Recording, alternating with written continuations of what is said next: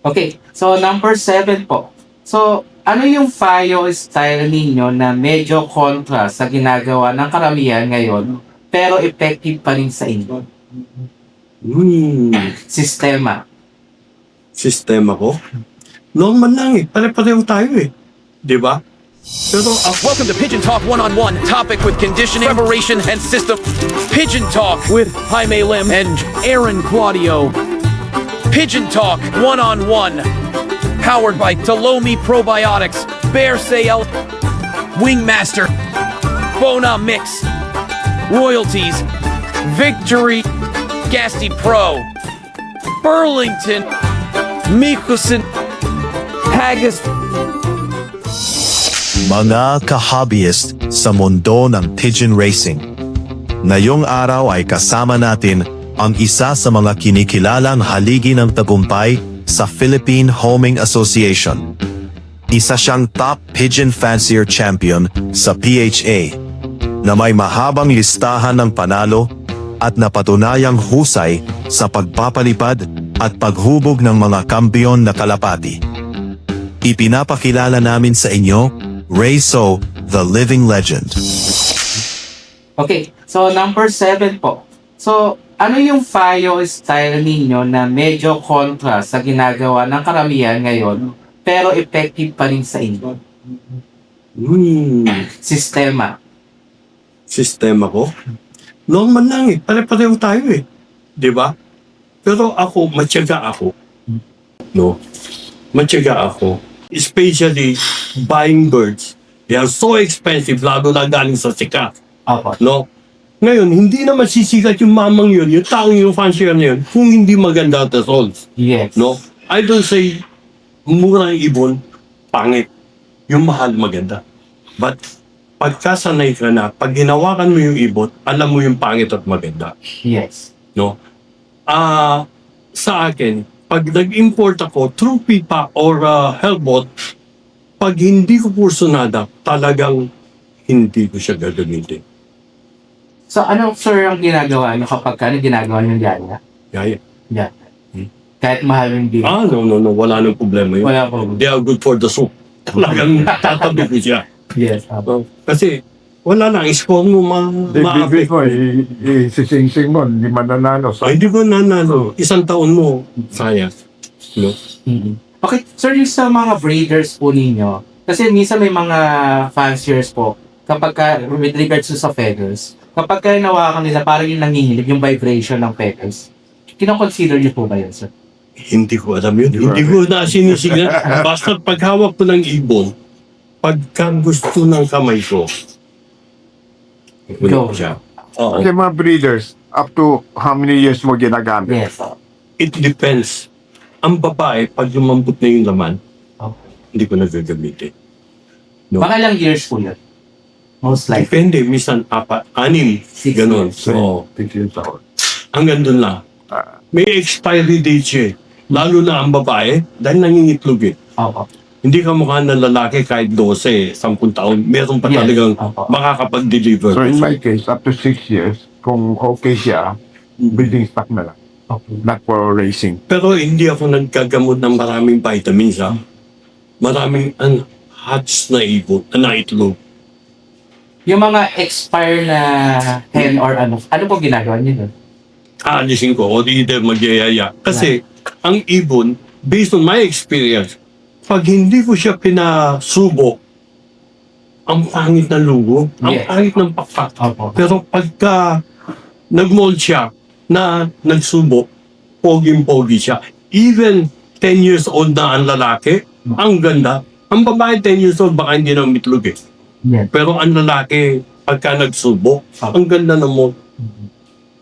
Sa cup po, ang pinaka limit po ng pinaka-expire ng year sa Merong cock na maganda, no? May cock na hindi magandang 2 taon, 3 taon, no? Meron naman ibon na unang taon maganda, Yes. overall kagad, tapos susunod na taon wala na.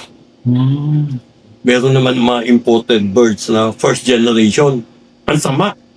Pero yung next generation, ang gaganda naman. Okay. So, next question po. Sa dami-dami na panalo ninyo, alin yung pinaka hindi nyo makakalimutan? Pwede ba namin marinig yung kwento sa likod na yon? No. I'm so lucky enough dito sa larangan ng Kalapate. I have one Rolex. 5 overall ang anak. 5 overall. Puro top 5 ba? First, second, third, ganun yan.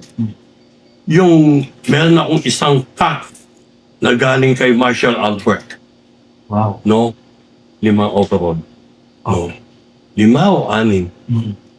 Tapos, nanalo ako ng Tacloban solo. That Sunday. The following Sunday, I won MacArthur 1 and 2 by Yes. 3 hours related do sa unang MacArthur. Wow.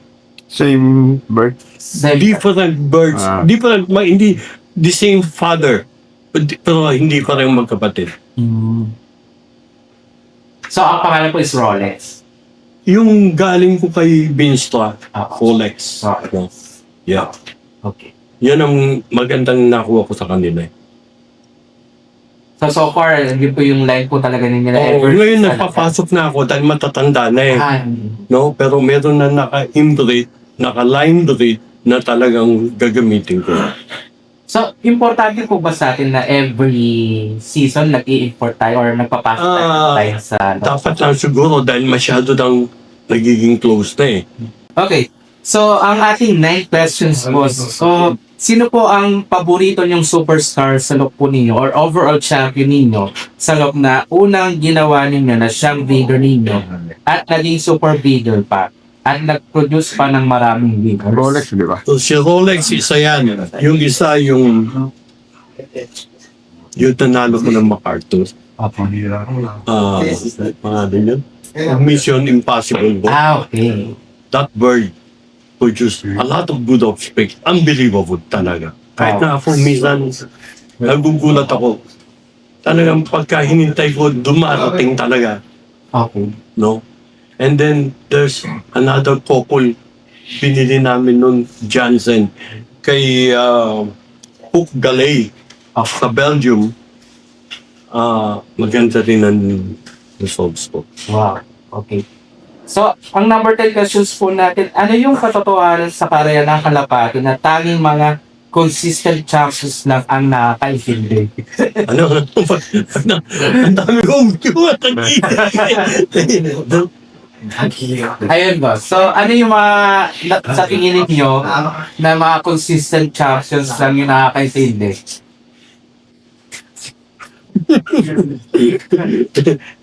Boss Jimmy ka na. Ayun ba? Kayo Boss, muna. Ano yung mga katotohanan sa karera ng Kalapate na tanging mga consistent champions lang ang nakakaintindi? Siguro mga baselines po natin, no? Mga winners. And then, follow by Alam yung mo. dog system. alam mo, meron ka. Ako meron ako hinahanap sa ibon. Pag nakita ko yun, even though bago siya, susungutan ko siya ng 2K. Hindi ako, very confident ako na, Sa ina kayo pala po yun. oh, hindi, doon sa mga malaki. Pagka, no. Now, lalo na sa Pampanga, ang daming nag-aalok ng ibon sa akin. Kasi overall champion, ganun. Pag nakita ko, type ko siya, pang overall champion. Ganyan yun. Ang hirap yan. No? For me, I think the same. Bloodline. Oo. The bloodline. Bloodline management talaga. No. Ang isa, dapat yung Lokman natin, matyaga. No? Pag sinabing binitawan yung ibon at hindi nagsisinungaling, lumilipad yung ibon. Yes. No? Ngayon, pag uwi ko sa gabi, makita ko, pag hinawakan ko yung ibon, talagang Boss, so regarding naman po sa mga young bird series po natin, so ano yung indication ng mga young birds or physical appearance natin or ugali ng mga ibon na I think na nasasabi na ready na to for training? hindi at that age,